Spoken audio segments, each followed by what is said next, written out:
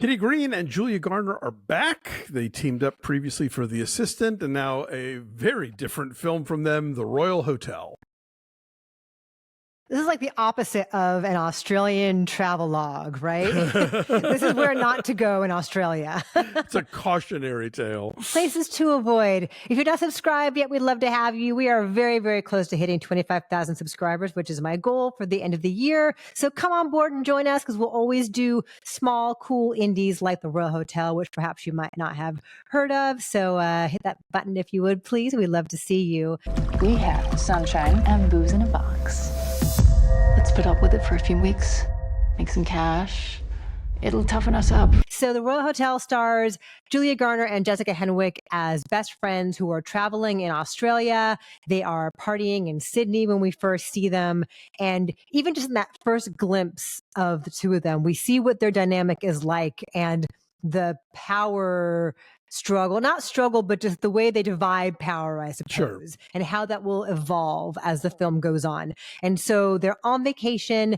They are running out of money. They take this job at this pub/hotel, old hotel in the Australian Outback, which they are warned, it's a lot of miners out there. M-I-N-E-R-S. Guys who mine. Yes. And it can get a little rowdy. And so just look out for yourselves. And that is the understatement ever of our lives, because it's a lot more than that. And so they're like, well, we can handle it. It's fine. We'll make a little bit of money and it'll be a good adventure. We'll have stories to tell. We have each other. We'll be fine. And as they're arriving, these two young British women are having their final night as the bartenders. And they see just how debauched and how wrecked these young women are. And you can hear the women saying to themselves, like, oh, that's not going to be me. Like, we won't be that. Well, actually, I think one of them says that's going to be us. No, but I think like they're kiddingly though, right? They think they're, that's how I interpreted that. Like, sure. Yeah. It can't get that bad. Sure. Hugo Weaving is the owner of the bar. And I think if you didn't know it was Hugo Weaving, you might not know it's Hugo Weaving. It took me a second. It's like, oh, that's Hugo Weaving. Yeah. And so it's just how they literally survive in a place where the signals are a little mixed here and there. They're up for interpretation. I think like the sense of foreboding and dread and threat is undeniable, and it's steadily creeping, but it's sort of a gray area for a long time as far as what's just harmless flirting and what's an overture that you feel really uncomfortable with, and how the two of them try to navigate that by still being the cool girls, right. Still try to hang and like match the guys shot for shot and like keep the party going, because it's why they're there, is to make some money and make tips and all that. But as time goes on, it becomes very clear that they are in serious danger and they're going to have to figure out what to do to survive. This is so good. This is just a slow burn and has such a vivid sense of place that from the very beginning, you know what this place is and you know what is in store for them. But then there are these glimmers of fun, right? It's not all gloom and doom. It's not all like they're in physical bodily danger. There are moments where it's like, this is really cool. And this is a fun adventure. And this is going to be okay. And it's like just enough of an opening of hope that you kind of get sucked into the possibility of, oh, they're going to be okay, right? Oh, maybe not. Maybe no, not. They're not. Both actresses are so good. And what Kitty Green does here so well is she doesn't hold your hand with these characters. She hasn't like fill in the blanks of their backstory. We know just enough that something's happened. We don't know to whom. We don't know. Maybe it's to both of them. We know there's a reason why they have gone halfway around the world for this adventure. Right. But I appreciate that she does a great job of showing and not telling as far as who these young women are and how they relate to each other and how that friendship and how that power dynamic evolves over the course of the film. I thought it was very good. There's definitely a behavior dictates character kind of movie. Kitty Green's previous film, The Assistant, has a very strong Jean Dielman vibe about it. A lot of long, takes and silences and the sort of the hum of the fluorescent lights and Julia Garner spends most of the movie doing these very sort of mundane officey kind of tasks, but they speak volumes about her role in the ecosystem of this office where she's working. This movie reminds me of a great 70s Australian classic that I would highly recommend if anybody's ever seen it, called Wake in Fright. about a guy who winds up sort of dumped in this outback town over the course of Christmas, and it just realizes that he is surrounded by like alcoholic lunatics. Because that's what we've got here. Like, you've got this pub that is apparently the only sort of freestanding structure in town. Like, Hugo Weaving lives in a camper van, and you know, where this mine is, we don't know. It's far off in the distance somewhere, and like, people just come there every night and get super shit-faced, and that leads to trouble with these sort of like young gals who are new in town, and all these, you know, dudes who are just like drinking to excess. And it has that same sense of like, it's really sweaty, and I can smell the booze coming out of people's pores, and like, the behavior is not going to be rational here, you know?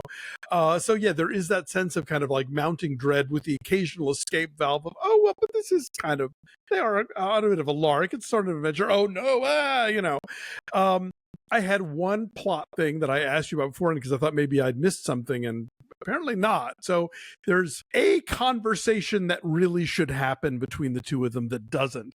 And I don't know why it doesn't in terms of their characters. And it just seems like, because it doesn't happen, it creates these complications that shouldn't be there. Like, they should be on the same page about this. And for some reason, this one subject isn't brought up. And so, if you've seen the movie and you want to walk me through that, please do. But apart from that one thing kind of nagging at me the whole time, yeah, the sense of place here is so strong. The performances are really good, all the way down to like there's this goofy Swedish tourist played by Herbert Nordrum, who was from The Worst Person in the World. Okay. He's the second boyfriend in that movie. So he's Norwegian then, probably, right? Right, but I think the character... Oh, no, you're right. The character is Norwegian. He asks if she's Swedish. That's what I'm thinking of. But like, you know, the Australians are really good. I particularly liked James Freshville playing a guy named Teeth. Is very intimidating, and there's a character named Dolly played by Daniel Henshaw, who seems nice at first. Yeah, that's the thing. It's like there's like a gaslighting quality going on here. Like, how much is really a threat, and how much are they imagining? How much is it the isolation taking its toll? Yeah. If you want to have fun though and not be hammered, may I recommend non-alcoholic Athletic Brewing Company beer. These characters would have been much better off with a nice non-alcoholic beer. Oh my God, no such thing as non-alcoholic beer at this pub in the middle of nowhere in the Outback. This is the Dark and Gordy, which is their seasonal pumpkin-y spicy beer, but I love their IPA and their golden. We have a deal with them. Our code down below is breakfast all day in all caps. Take 10% off of your order. If you order at least $50 worth of the Athletic beer, your shipping is free. We have it in the fridge at all times to watch football, to hang out at the end of the day. It's just like a good, delicious kind of little treat. So Athletic Brewing Company, yeah, they really could have used this and there would be no danger. But it's not the same kind of letting off steam when there's no alcohol in the beer. That's like that New Yorker story from a few years ago, Tennessee Williams with air conditioning. So it kind of takes the plot away. Well, the bar that they're at in the beginning of the movie in Sydney, which is a really cool kind of like bait and switch kind of like trick with time. Anyway, one of them orders a Foster's at the bar, and the guy's like, "You want a Foster's? We have other beers." But it's Australian for beer, mate. Yeah, so well, what they're embarrassed by it, but we think that's what they drink all the time. Yeah, so this is really well done. It's funny, Kitty Green, as I did an interview where she was saying how Australian audiences and American audiences respond very differently to this. So the stuff that you and I think is obviously threatening and scary, Australians are like, that's just how guys are. So definitely, I think will prompt some interesting conversations about consent. For sure. Anyway, so what's your number then? I'll say 7.8. I really liked it a lot, but I'm still, that one thing is bugging me, and I can't stop thinking about why it's there. But apart from that, I think it's terrific, and I'm very excited to see what Kitty Green does next. I think she's made 2 really strong films. For sure. This like builds on the microaggressions of The Assistant. These are just aggressions. Yeah. I'll say an 8.5. I thought it was super. It's in theaters, right? Yes. Neon has it out, and I imagine it's probably in the course of expanding. So if it's not near where you are now, it might get there soon. And if not, there's always stream.